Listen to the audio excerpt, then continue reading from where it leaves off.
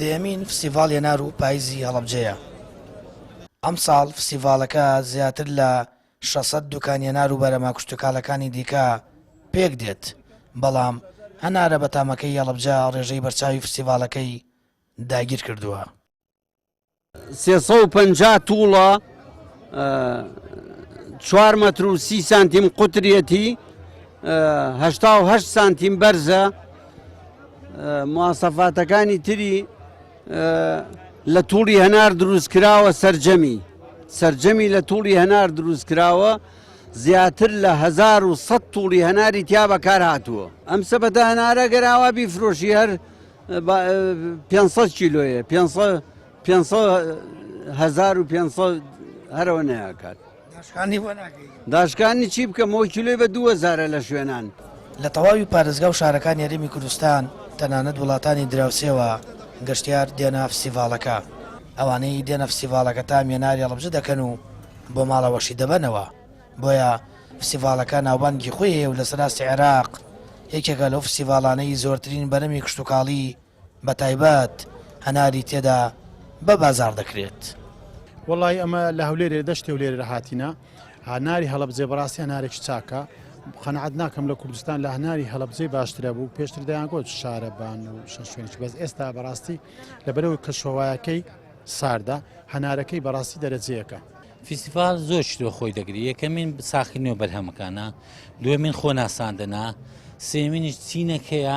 یەکەمین جاریتی سال بەسانە موندی دێم سال بە سال قەرە بارەختە دەبی، بار و کەش و هەواش دەور دەبینی.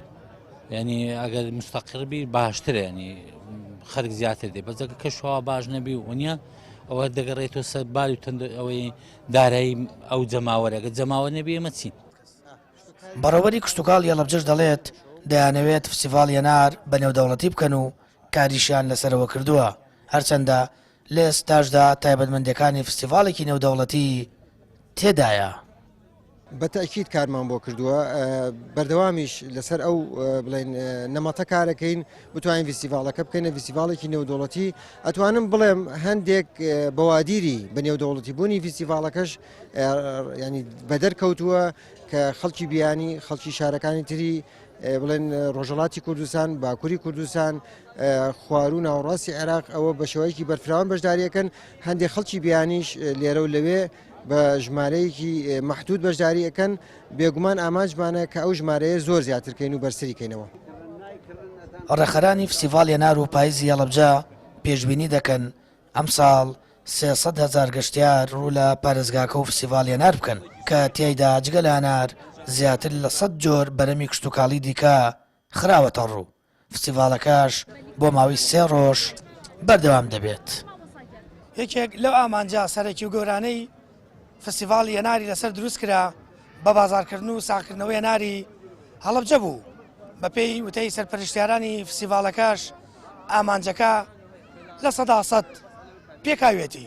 جیاواز لە ساڵانی ڕابردووش ئەم ساڵ گەورەترین هەناری پارێزگای هەڵەبجە لە پێشبڕکەیەکدا دیاری دەکرێت. سامان فەتاح، کەناڵی ئاسمانی پەیام، هەڵەبجە.